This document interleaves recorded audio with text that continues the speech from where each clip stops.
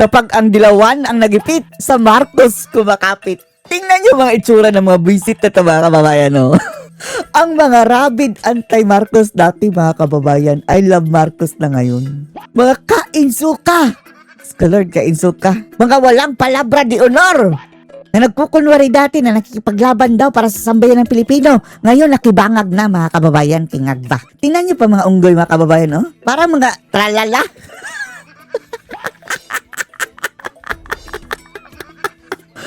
Kung ano-anong kabaliwan ang pinaggagawa mga kababayan. Pero ang mas malalang kabaliwan ay yung ginawa nila sa bayan. Dahil etong mga kainsukang ito, nahubaran na ng maskara mga kababayan at nagpakita na ng kanilang totoong kulay. Panoorin niyo po ha. Very interesting sa akin yung kay, kasi di ba history is written by the victors, sabi di ba? So nag-shift una hero si Ninoy, tapos mamaya Herodesa. Ay nako. Ang mga kamag-anak ni Ninoy ngayon mga kababayan ni ang hero si Marcos Jr. na. hindi na siya hero, tapos ngayon so parang I'm trying to get a fair understanding of Ninoy Aquino, no. I don't think it's like before with me na parang hero na hero. She was human, but you cannot take away from him yung fact na nilabanan niya si Ferdinand Marcos. At least no, si Ninoy no, lumaban sa mga Marcos no. Pero itong mga Aquino ngayon mga kababayan, Diyos ko Lord. Pati na ang anak niya si Chris, bumangag na talaga kay Marcos. Senior, at inialay niya ang buhay niya. Sinasabi ng iba, meron siyang political ambitions, gusto niya maging president, blah blah blah, 'di ba? That could be true, 'di ba? No, but well, in fairness ha, kung hindi lang siguro si Cory ang naging presidente mga kababayan at si Ninoy lang, mukhang may alam pa si Ninoy eh. Kaso nga lang eh, 'di ba? Kasabwat din siya mga kababayan sa pagbuo ng NPA. Di ba kasamahan gano'n ni Joma season?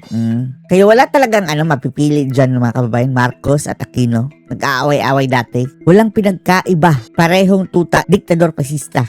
Be that as it may, humarap siya at lumaban siya for about 7.5 years. He was imprisoned by Marcos, no, Senator Hinon, no. And bakit siya prineso? Kasi lumalaban siya eh. Nagsasabi siya kung ano yung katotohanan at minimension niya yung pangalan ni Ferdinand Marcos Sr. at harapan at sinasabi niya yung pagnanakaw, no, isa siyang totoong senador, hindi katulad nila Bam Aquino, no, nila Kiko Pangilinan, ni itong si Chel. Anong sabi ni Kiko dati? Hukayin. Ngayon mga kababayan, ang asawa ni Kiko kinantahan si Mr. President at si First Lady. Ang anak pa ni Kiko dati sabi, lalayas na daw sa Pilipinas kung mananalo si Marcos. Joke no, na nakikisawsaw lang sila na nakakahiya kasi si Dilima na pamangkin-in-law ni Joma Season mga kababayan ngayon, kakampwet na. Mga Marcos senators na kayo, 'di ba? So mga taga-takip kayo, hindi nyo ito si Bam kasi hindi man lang niya mapantayan kahit konti yung tapang ng kanyang uncle. Tapos ginaya-gaya pa mga kababayan ang yung hairdo, tapos yung salamin mga kababayan. Ay nako, pagpag talaga. O yan ang sabi ni Bam Aquino. Ang itong statement niya ngayong araw na ito, ma'am, ni Senador Bam Aquino, ang kanyang tapang at pagmamahal sa bayan ay patuloy na pagpag, multuhin kayo ng tito mo. Alala na karapat-dapat mahalin at paglaban ang Pilipinas. Really? Kung karapat-dapat na ipaglaban ang Pilipinas, di dapat manindigan ka sa korupsyon, laban sa korupsyon at pandarambong ni Marcos at ni Romualdez. Walang imik eh. Di ba palibasa mga kababayan? Mukhang, anong sabi ni Ka Eric, na paboran daw? Mayroon ata yung kaso na pinanalo daw eh. Sa panahon ni Bongbong Bangag. Bakit tahimik ka? At bakit si Sara Duterte ang pinupunteriya ninyo? Siya ba ang nagnanakaw?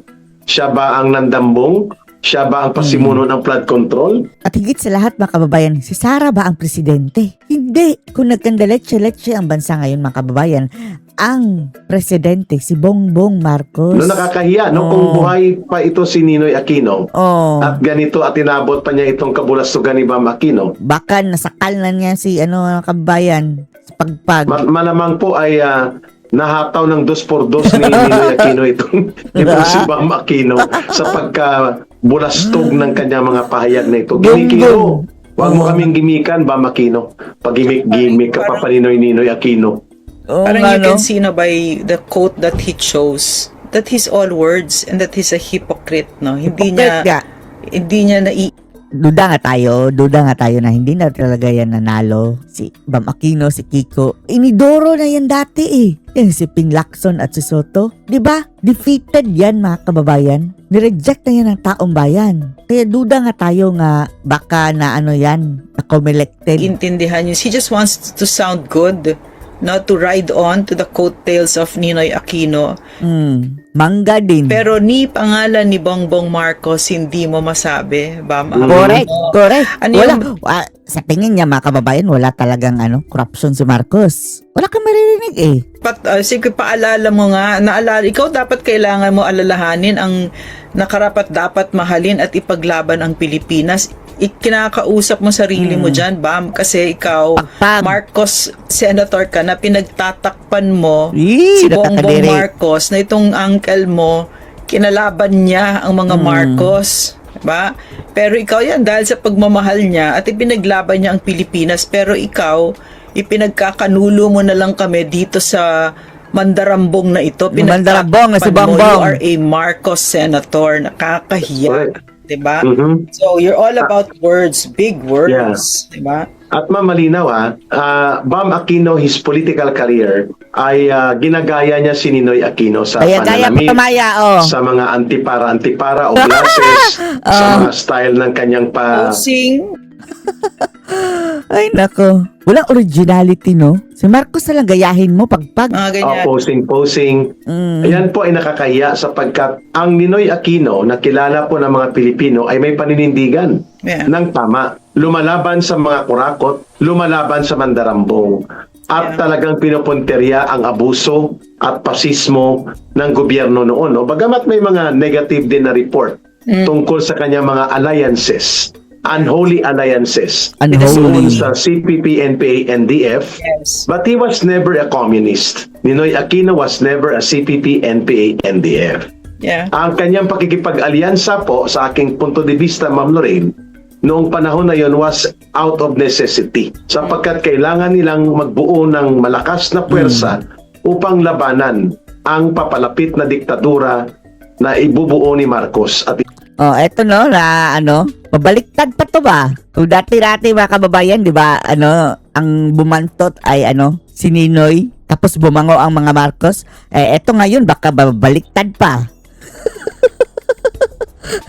Pero ginrab na sana ito ng chance, no? Ginrab na sana, no, ng mga Aquino, no, na ibalik ang dating imahe ni Ninoy, Kaso nga lang mga kababayan, itong mga kamag-anak niya, ay Diyos ko Lord, bumangag sa mga Marcos. Kaya hindi na yan babalik ang imahe ni Ninoy. Pareho lang yan sila mga Marcos at Aquino kasi ibababa yung martial law. I also think, Eric, no, like, yung mga buhay natin, nag-evolve. Parang ikaw, nag-NPA ka nga Pero ngayon sa umandarang buhay mo, namulat ka, di ba? So, si Ninoy, hindi pa naman complete ang picture nun Hindi pa naman niya nakita yung kasamaan ng That's true. season, nakaalyado niya, di ba? Hindi naman niya nakita yung consequences, hindi niya alam yung deception, yung level of deception ng mga ito. At hindi niya nakita na yung what we have now, 'di ba? Because hindsight is 2020, malinaw ang tingin natin pag tayo ay nandito na kasi nakita natin yung past. Pero Tama. siya hindi, no? At saka sa kanya na of course it's true that he was ambitious, that he wanted to be president, but it's also true na nakita niya ang kasamaan ni Ferdinand Marcos Sr. na isa. Yun naman kompleto talaga yung kwento ng hayop na yan. Talagang diktador, magnanakaw, talagang plunderer, human rights abuser. Oh, pero mas malala pa yung anak mga kababayan. Ang sabi ni Roque, adiktador. Etc. Si Ferdinand Marcos Sr. Nilabanan ni Ninoy Aquino yan, and that thing you cannot take away from him, di ba? That's correct. Cannot take At away. totoo yun. Sapagkat si Ninoy Aquino po is a very influential political figure in the broad anti-fascist, anti-dictatorship movement of the Filipino people. Hindi po yun matatawaran. He was very influential, eloquent, articulate, matapang. Na ang layo ni Bam Aquino dyan, At napakalayo, talaga nagsasalita napagpag. siya. Una siya nag-expose kung paano ginamit ni Marcos at ng kanyang asawa na si Imelda Marcos ang mga Kaya no, dapat ipakulong pa nga yun si Imelda. infrastructure projects Mm. kagaya ng Cultural Center of the Philippines, Film Academy of the Philippines or Film Center of the Philippines. Mga kababayan, si Ninoy Aquino pong unang nagsiwalat niyan kung paano ang infrastructure projects pinagkakitaan. Similarly, yan din po ang ginawa ni Bongbong Marcos Jr. Subalit, itong nagkukunwaring Ninoy Aquino sa modernong panahon na si Bam Aquino ang layo. Ang paninindigan niya, tagapagtaguyod at tagapagtanggol ng mga magnanakaw. Tagapagsuporta ng mandarambong, tamimi at tahimik ang bibig sa pagpuna at pagpaninindigan upang sawatain ang mga panluloko at mga pagnanakaw na ginagawa ng administrasyon ni Marcos ang malala na kinabang pa, mga kababayan. Nakinabang He was pa. a beneficiary of a Marcos support during the elections in 2025. Oo nga no, secret candidate, yan ang bangag eh. Mga kababayan, kasama po sila Ping Lacson dyan. At Sir siyempre Soto. sila Kiko Pangilinan, mga kababayan. Kaya I agree to the point of Ma'am Lorin na itong si Bam Aquino ang dapat magpaalala sa sarili niya. Karapat-dapat ka ba doon sa pag-alala mo sa mga alaala at mga pinanindigan at mga pinagsakripisyuhan ng iyong uncle na Ang anak na mismo mga kababayan, si Chris Aquino, no? Talagang, wala na, pure Marcos na mga kababayan. Pure Marcos, already. si Ninoy Aquino? Balikan mo muna yan, Bam Aquino, bago mo sabihin sa amin na kami ang mag-alala sa pagmamahal sa bansa na Pilipinas, kagaya ng ginawa ni Ninoy Aquino. At saka those of us who Nakuryente lived siya. through those times, no? Martial law baby ako, no? Nabuhay na ako ng panahon na yon. Hinanap yung tatay ko, hinahalughog yung bahay namin, etc., etc., di ba? So, Yan mga kababayan, malala pa. Mas malala pa ang mangyayari niyan. Promise. Dahil yung si Marcos 20 years Naging full-blown hudas na talaga siya mga kababayan after yung mga mga later years na. Ito si Marcos, 4 na taon pa lang. Pagdating na yan na 10 years, 15 years na maging presidente yan, diba, sabi hindi na daw yan bababa. Mas malala pa yan mga kababayan sa kanyang tatay. Promise. hindi maliit na pagtatraidor ang ginagawa. We try to make light of it, we make jokes, pero talaga kasuka-suka ang ginagawa nila Chel Jokno, Pangilinan, Risa Ontiveros, Bam Aquino, Lenny Robredo, nakakasuka. Oo nga, no?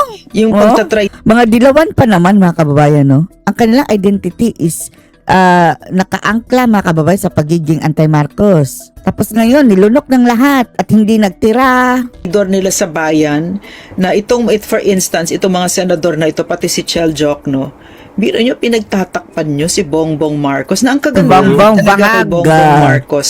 Keep saying it because he's an amazing piece of work. That's piece of shit. Siya talaga. He talagang broke the mold. Talagang wow. They went beyond the pale. Talagang Pure evil, pure jablo mga kababayan. walang hiya. Napakabagnanakaw. Napakasinungat. Satanas. Talagang Satanas. pathological liar. At talagang dysfunctional talaga. Talagang he's a fucking nut job talaga. Tapos ngayon, That head. pinagtatakpan ninyo, nakita nyo ba yung mga floods na nangyayari sa Pilipinas? Yung hindi lang yun Hindi, alam mo, I was looking at the floods, all those floods, no? I was thinking people are gonna get sick. Mga bata magkakasakit, mga matatanda magkakasakit. Sigurado yan, Ma'am Lorraine. Ibig sabihin nun, walang healthcare dahil ninakaw ni Bongbong Marcos, 'di ba? Ninakaw niya yung PhilHealth natin, sila ni Ralph Recto, 'di ba? Ayun! Mga buwakang demonyo yung mga 'yan, 'di ba? So, anong ibig sabihin? Pero kaya hindi natin pwedeng patawarin at hindi natin pwedeng gawing maliit itong pagtatraidor at yung ginagawa nilang Bam Aquino na yan na may pagganyan-ganyan pa kasi kasama sila sa pagtatakip kay Bongbong Marcos na isang mandarambong, isang kriminal yung hayop na yan. Hayop? Yan sila Chel Jokno. Tingnan mo naman. Look. No? Ito na sana ang panahon ng mga dilaw mga kababayan, no? Na mahalin ng mga tao para sabihin I told you so. Tama ang paglaban namin sa Marcos.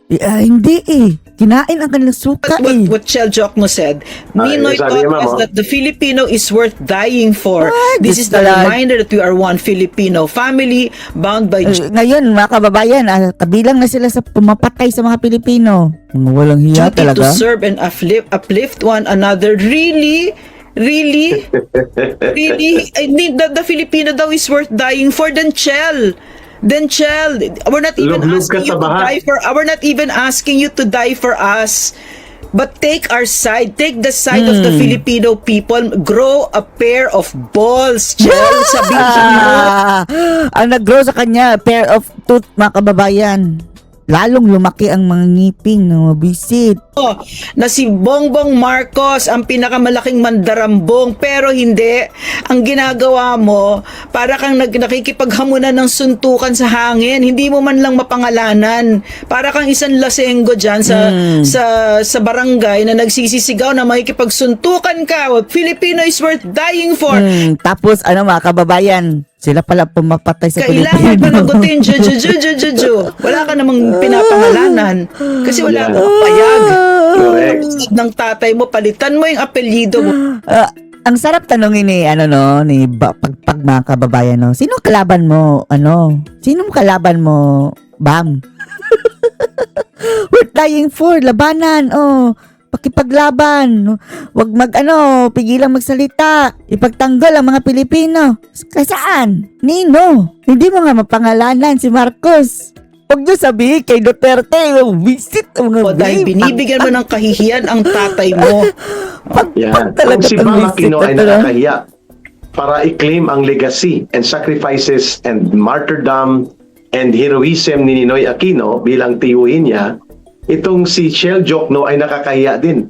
Sa legacy lalo pa, yan ang mga paglaban sa mga Marcos dati, mga kababayan. niya, sakripisyo at uri ng pagkatao bilang modernong bayani na nanindigan sa demokrasyang tunay at tama ang kanyang tatay na si Ka Pepe Jokno. No, malayo ito si Chel Jokno. Ang pagkakahintalintulad niya lang sa tatay niya, apelyido. Dahil ngayon si Chel Jokno po ay tagapagtaguyod ng mga mandarambong. I love Tagapagtaguyod Marcos ng mga na. I love magnanakaw. Marcos. At ang kanyang inaatake, yung minamahal ng mga mamamayan just because she has a name of a Duterte. Kaya galit na galit sila kay Sara Duterte dahil hindi nila matanggap na ang pagmamahal ng mga Pilipino doon sa mga totoong nagmamalasakit sa mga Pilipino ay hindi nila kayang tanggalin. Kaya nila binibira si Sara Duterte, pero doon sa nagpapahirap at nagbibigay ng pighati at miserableng kalagayan sa mga Pilipino, si Chel Jokno ay hindi kaparyo ng tatay niya na talagang tinukoy kung sino ang nagpapahirap at umaabuso sa mga Pilipino at nagnanakaw, si Marcos Sr. at ang kanyang mga crony. Samantalang si Chel Jokno, kasabwat at kasabay, kapanalig niya ang mga magnanakaw at nagpapahirap sa taong bayan. So ano ang sinasabi ni Chel Jokno? That the Filipinos are worth dying for. Eskalay! Yan po ay mga pasiklab ng mga hungkag na propaganda. Walang laman sa Hungkag. Hungkag talaga, no? katotohanan. Erica, mga kababayan, umuulit yung kasaysayan. Pareho yung pangalan ng diktador, ng magnanakaw, Ferdinand Marcos, di ba? Tapos ngayon, inuulit, no, kung ano yung ginawa sa mga magulang nila, ginawa kay Marcoleta, ginawa kay Defensor. Oo, tama. 'Di ba? Pero tahimik na tahimik sila at saka talaga Tahimik nagsasuffer ang mga lang, families. oo. Maraming pinipreso itong mga ito. Whoever their perceived political enemies are, and then the government very clearly is being used like a crime syndicate to protect Bongbong Marcos. Are they stupid? Do they not see it? Do they not see what's so apparent that's in front of their... Walang Tama. excuse. Wala talagang excuse. So, kasi maliwanag na maliwanag. Bongbong Marcos is a freaking neon light. He's a billboard siya. Tumataginting, magnanakaw ako. Bangat. Winawasak ko ang Pilipino. Biro mo, Jungag. record low ang peso ngayon. Wasak na wasak ang Pilipino. Malapit na mag-62. Yan, mga kababayan. The worst talaga. Mag-65 pa yan. And then you have the gall to be talking about, you preaching there in your pulpit na about love for country and ja, pero hindi mo mapangalanan si Bongbong Marcos. O, di ba? mga ulol kayo. Ulol. Kasama dyan si Kiko Pangilinan, mga ulol, Oo. diba? Mas malala pa yung isa na yun, Ma'am Lorin, ano? Nag-ulo aktivista pa yan. Ito anong sabi naman ni Hukayin. Pasayo-sayo, padala ng pala. Kiko Wow Dagat. Sige nga, ma'am, hindi ko makita eh. Oo, sabi niya, akala ko pinakamaganda na ang Pilipinas sa usapin ng progreso dahil yun ang sinabi ng diktador. My image and my idea of the dictatorship of the new society in my mind was shattered with Ninoy's assassination. Shattered pang mukha mo. Ninoy's brutal killing was the beginning of the end of my ignorance and indifference to the Ignorance mo. Ay, naku. Ngayon, ano nangyari sa'yo? Nag-amnesia. evils of Philippine society. Wow, big words! Wow. Big words! Talaga. So, it's not clear to him now that yung sinasabi ni Naging Bongbong Marcos gunggong. na progreso at katahimikan ay kasinungalingan. Di ba? Ano pinagsasabi nito? Di ba? What Tsaka I'm talking about. My God. I Beginning of the end of you're still as ignorant or maybe you know but now you're Yung itsura ni Kiko, mga kababayan. Ay, Diyos ko Lord. Nagagalit pa siya tawaging matsing, mga kababayan. So, wag nang tawaging matsing. Kiko, hindi matsing. indifferent. And now, you don't really care because, oh my gosh, can you please take away that face? How much? Mukha siyang Diyos ko, ang sama-sama na itsura niya. Hindi ko siya I cannot stand talaga. Hayop, no? Tanggalin na natin ito sa screen natin, please. Di ba na? Ang Kiko Pangilinan po ay hindi Baka lang mabasag naging namin political ignorant cellphone noon. namin. Nag-evolve siya into a political prostitute. Yan na po ang kategorya ni Kiko Pangilinan. Bakit? Noong panahon po na pinalibing ni Pangulong Duterte, ang Hukayin. bangkay ni Hukayin. Marcos Sr. dahil yan ay nasa batas. May law po yan na ang lahat na naging Pangulo ng Yun ang isa sa mali ni Tatay Digong, no? Pinalibing niya, no? Dahil, after nun, mga kababayan, parang na-realize natin na, baka nasira lang si, Marcos, mga kababayan, dahil sa mga dilaw, sa, paninira ng mga dilaw, o ganyan. Akala kasi natin, na kakampi sa atin ang mga, mga Marcos talaga. Dahil sa suklam natin sa pinaggagawa kasi ng mga dilaw, mga kababayan. Doon na lang tayo sa kalaban. Ayun pala, mas malala pa pala, mga kababayan Kaya yung pagpalibing ni Tatay Digong, mali niya yun dahil ginawang leverage sa mga Marcos para mag-rebrand sa kanilang mga gunggong ng mga sarili. Naging presidente patuloy ang bangag. Pilipinas. Sila po ay may karapatan at pribilehiyo na mailibing sa libingan ng mga bayani. And nobody can take it away also that Marcos Sr. was part of the guerrilla forces who fought against the Japanese. Wala na lang sana. Sa dami ng ninakaw mga kababayan. Hindi na siya bayani, kundi ang bayani, mga kababayan, fight for good. Kasamaan ang ginawa Kaya isa yun sa mali pala ni Tatay Digong, mga kababayan. Pinalibing si Marcos. Imperial Army na lumusob sa Pilipinas. Kaya entitled siya at privilege niya yon na mailibing sa libingan ng mga bayani. Pero ang tarantadong si Kiko Pangilinan, mga kababayan, nagdrama. Sabi niya, this is the sad day for democracy. At darating ang araw kung kaya lang Hukayin daw. naming kalkalin at hukayin ng bangkay ng diktador na yan sa libingan ng mga bayani. Di bali, sabi ni Sarah, anong gusto nyo? Hukayin ko yung tatay nyo at tapong ko sa West Philippine Sea? Gawin natin yan pag si Bibi Sara na. Pero ngayon ay himod siya sa talampakan ni Marcos. Humahalik, yumayakap sa anak ng diktador na tinatawag nila magnanakaw, sinungaling at tamad at hindi karapat-dapat na maging Pangulo ng 2022. Pero itong si Kiko Pangilinan walang kahihiyan. Yumakap na, lumuhod pa at kanyang dinilaan. Tinimod pa ang diverticulitis ni Bangag. Ang talampakan ni Marcos na parang Panginoon niya. Na I siyang love nagpupundo sa kanila ngayon Marcos. at siyang pinapanginoon nila. So nasana yung sinasabi mong uhukayin mong bangkay ng tatay niya. Tarantado. Hukayin. Huwag mo kaming lupuin.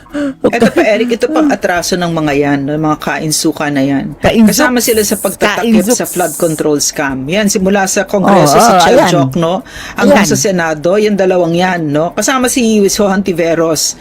Hindi nila insertion queen yan sa virus eh. Pinapausad yung investigation Kasi yung Blue flood Ribbon. control scam. Ang gusto nila yung impeachment na yan, tinamaan na yung impeachment na yan, di ba? So kasama sila sa pagtatakip, no? So sa susunod, wag nyo nang bobotohin yan. Ay, hindi naman talaga binoto yan. Mukhang kumelected yan eh. Naku, Dapat. Mariusip, no? Talagang Dapat. we need At to mahalagang punto Yeah. yung binanggit ni Ma'am Lorraine. Sapagkat ang real problem ng bansa ay ang pagkalugmok ng ating ekonomiya at kabuhayan at buong lipunan dahil sa malubha na pagnanakaw at sistematikong pangungurakot ni Marcos at nila Romualdez. number Pero one ang problem yun.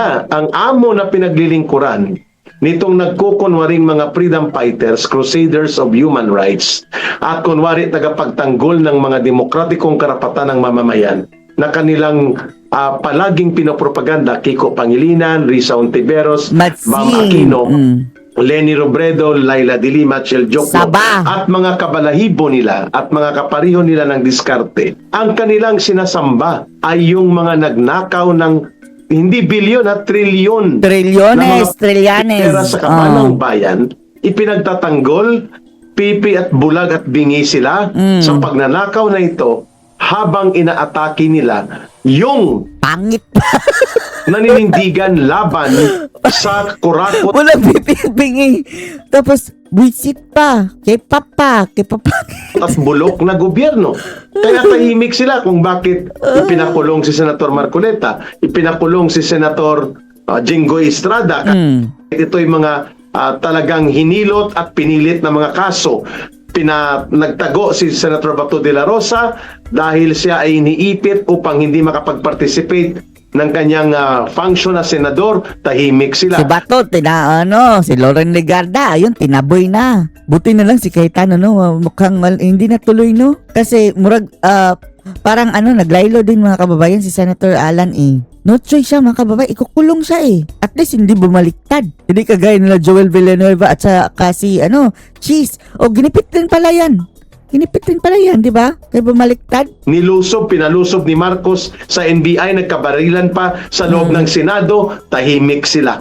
Mga kababayan, anong uri ng mga politiko ito na hindi kayang panindigan ang kanilang mga propaganda, subalit patuloy pa na niloloko ang taong bayan? Kaya namin ito tinatapik ni Ma'am Lorraine ngayon. Yeah, kasi nasa kabanata tayo ng ating kasaysayan, nasa crossroads tayo. It can really go very bad for our country na hindi na tayo Very makakaahon bad. or Very bubuti tayo. bad. Kung kaya kailangan natin batikusin itong mga traidor na ito na nilulugmok ang Pilipinas at niloloko pa ang Pilipino. 'Di ba? Kasi pag leader ka, mas malaki ang burden mo. Milyon ang bumoto sa iyo, milyon ang nagbigay ng tiwala sa iyo, 'di ba? Pero meron ba silang sinasabi tungkol kay Senator Marcoleta, yung unjust na pagkapreso? Wala, sila sinasabi. wala. In fact, Wala. natutuwa pa sila, 'di ba? Oh, Natutuwa pa happy sila. pa. Nasa bulsa sila nila Dahil nabawasan na ang kakampi ni VP Sara. Marcos, maliwanag na maliwanag 'yon. 'Di ba? Tapos magsasalita ka ng bullshit mo na 'yan, 'di ba? Sarap I sampal, agree. Kunwari na, pa no? 'di ba? Ang kanilang sinasabing sila ay patriotiko, nasyonalista, o din nationalist sila. O nang isinorender at pinagtaksila ni Marcos ang soberenya ng bansa sa pagpapadukot kay Pangulong Duterte, paggamit sa bogus na ICC, Bogus, pati ang mga warrant of arrest ginagamit para lituhin at lumpuin at paralisahin ang mga senador at opisyal ng gobyerno. Tinatakot. Tahimik, tikom ang bibig, nakasiper po at nakapiring, nakasiper ang bibig, nakapiring ang mata nitong Zipper mga talaga. kainsuka na sila Kiko Pangilinan, Bam Aquino, Matsing, Contiveros at mga kabalahibo nila. At kapag umasta sila against kay Sara Duterte, akala mo nagmamay-ari sila ng franchise ng pagiging patriotiko at ng pagiging nasyonalista. Pero tahimik sila, nalantaran at garapalang pinagtaksila ni Marcos ang buong bansa, ipinagkanulo at ibinenta na parang Judas ang soberanya at kalayaan natin Parang at Judas. pinayagang pakialaman tayo at bulabugin tayo ng sindikato na International Criminal Court. Tahimik, tanimik ICC. sila at ang mga nag-iimbestiga at tumututol dyan, minamarkahan nila ng mga Wala nga silang mga kababayan doon sa pagkidnap kay Tatay Digong, ha? No comment lang sila, no? Ang mga dilaw, no? No DDS. comment. At hindi karapat-dapat na bigyang pansin ang mga pananaw na dapat ay sana bit-bit nila kung totoo silang patriotiko at nagmamahal sa Pilipinas. Pero hindi. They are a bunch of political prostitutes. Ang ibig sabihin po, nagbebenta Prostitute! ng kanilang kaluluwa doon sa nakikinabang sila para mapanatili ang kanilang political career. That's the end. That's the all of it, mga kababayan. I think they're even more than that. I think they're traitors to their own country. Mhm. They are giving Ay, cover doon and talaga. protection and aligning themselves with somebody as horrible as Bongbong Marcos, Bangag. di ba? So, pare-pareho naman sila. Yung mga tulpo, lumabas ang mga mga kababayan, no? Mga totoong ugali. Mga kain-suka na yan. But the one that's very stark to me right now is Bam Aquino, yung kababawan niya, pagka-hipokrito niya, talagang ginagamit mo lang si Ninoy, pero wala ka Manggagamit. yung kanyang prinsipyo, yung kanyang tapang, yung kanyang paninindigan na lumaban sa isang diktador na Marcos, na ngayon ay kaharap mo ng Marcos. Kakampi na niya. Hindi mo pa masabi yung pangalan, kahit na medyo BBM, kahit na i-whisper mo lang, hindi mo kaya, di ba? Tapos magsasalita ka ng ganyan, di ba? Wala kang bayag. Wala kang bayag, Bam. Wala ka sa katiting ni Ninoy Aquino. Stop using Ninoy Aquino. Kasi malayo ka. Isa kang duwag, isa kang huwad. Cosplayer ka lang, Bam. Wala Cosplayer. Cosplayer. Ubarin mo na yung costume mo, Bam. Pag-fag. kang paninindigan, wala kang prinsipyo. Okay, meron ka lang mga following, mga stupid na dilaw. Oh, Okay. idiot. Kasi naluloko niya. Yeah. Napapaikot nila sa Mahilig kasi mahilig sila sa packaging, Eric, no? Tapos kakampit pang media. Mahilig sila sa Marketing panglabas, strategy. no? Na hindi nagmumura, kailangan Pero magnanakaw, mga buwisit. lumanay magsalita, parang malumanay na magsalita katulad ni Franz Castro, ni Ton Nako, Chitinho. mga child abuser. 'Di ba? Gusto nila ganon, right? Ayaw nila yung nagmumura, pero may 100 million ang PGH, 'di ba? Ano correct. lang flood control Ngayon ang makababayan, Philip, ninakawan. hindi importante sa kanila, basta ayaw nila yung nagmumura ka, tanga. Tama. Show nga. Ano masasabi dito mga kababayan? Post sa comments below.